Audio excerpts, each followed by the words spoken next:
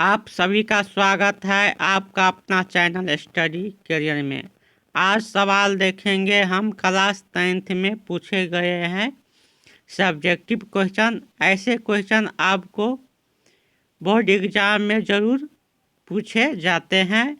सवाल में कहा गया है c का मान निकालें यदि cx प्लस 3y बराबर c माइनस 3 और दूसरा समीकरण है 12x प्लस सी वाई बराबर सी के अनंत हल हो तो सी का मान ज्ञात करना होता है। चलिए हम सवाल पर चलेंगे। पहले हम इसका एक फार्मूला होता है, आपको बता दें। इसका एक फार्मूला होता है, इस प्रकार को सवाल बनाने के लिए यह वाले हम क्या लगेंगे, फार्मूला को यूज करेंगे जिसका अनंत हल होगा। इसका ये विधि होता है a1/a2 बराबर b1/b2 बराबर c1/c2। तो यहाँ पर हमें यह मालूम करना होगा कि a1 a2 या b1 b2 या c1 c2 ये सब हम कैसे ज्ञात करेंगे। तो आइए हम समझेंगे। जैसे यहाँ पर है cx समीकरण 1 में, तो यहाँ पर क्या होगा, a1 का मान क्या आ जाएगा हमें c, फिर a2 का मान क्या हो जाएगा समीकरण दूसरे में x का मान तो क्या है 12। अब आएगा b1 का मान क्या हो जाएगा समीकरण 1 का y का मान जो क्या हो जाएगा 3। अब b2 का मान क्या आ जाएगा समीकरण 2 में क्या है y का मान c, तो यहाँ पर लिखेंगे y का मान c। अब हमें c1 का मान क्या आ जाएगा, हमें यहाँ पर क्या है समीकरण प्रथम में तो c माइनस 3। यह c2 का मान क्या आ जाएगा, हमें c2 का मान आ जाएगा हमें क्या समीकरण 2 में क्या है c। यह ज्ञात हो गया। चलिए अब हम इसे हम क्या करेंगे a1/a2 पर बैठाएंगे और सवाल को हम क्या करेंगे हल करेंगे। चलिए हम सवाल पर चलते हैं। अब सवाल में कहा गया है यहाँ पर क्या फार्मूला a1, तो a1 का मान कितना यहाँ पर दे दिया है c, तो लिखेंगे c। और a2 का मान कितना दे दिया है 12, तो यहाँ पर लिख देंगे 12 बराबर b1 का मान कितना दे दिया है, यहाँ पर b1 का मान कितना है 3, तो लिखेंगे 3/b2 का मान कितना है c, तो लिख देंगे यहाँ पर लिखेंगे क्या c बराबर यहाँ पर c1 का मान कितना है c माइनस 3/c2 का मान कितना है c, तो लिख देंगे c। चलिए आप समझ गए इतना तक। अब क्या करेंगे, एक बारी आप इस तीनों में से किसी को बराबर करके आप मान अपना निकाल सकते हैं। या तो आप बराबर कर ले c/12 या 3/c को। तो चलिए हम बराबर करते हैं। तो बराबर करेंगे तो यहाँ पर क्या हो जाएगा c को c से गुना हो जाए तो क्या होगा c² और 12 को 3 में गुना हो जाए तो क्या होगा 12 36।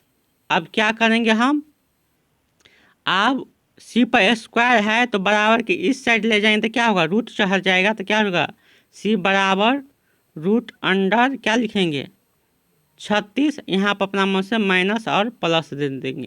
तो अब क्या हो जाएगा c का मान हो जाएगा प्लस माइनस 6, क्योंकि 36 का वर्गमूल क्या आ जाएगा 6। तो हमें क्या आ गया, या तो आंसर प्लस में होगा या माइनस में, दोनों में से दिया रहेगा। तो हम सवाल को क्या करेंगे दोनों में ऑप्शन में टिक लाएंगे और सब्जेक्टिव में दिया रहेगा तो हम ऐसा ही बनाएंगे।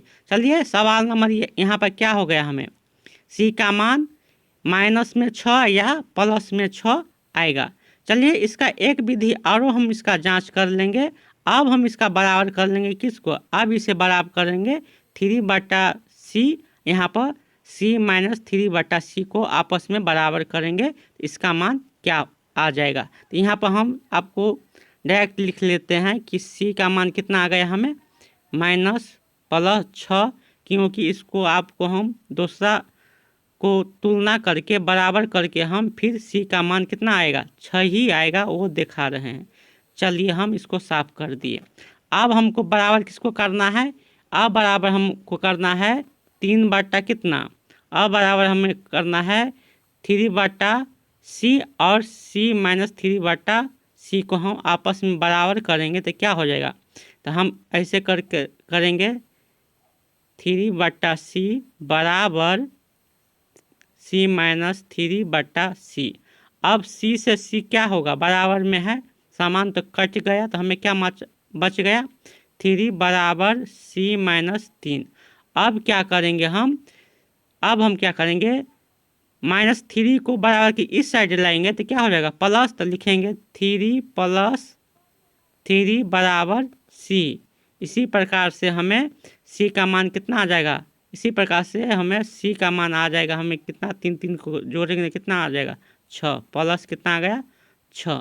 चलिए हमें इसमें हम मेरा आंसर क्या हो गया प्लस 6 आ गया। इस विधि से सी का मान हमें कितना प्राप्त हो गया प्लस 6, और -6 भी रहता दिया रहता क्वेश्चन में तो वो भी क्या होता है आंसर होता है।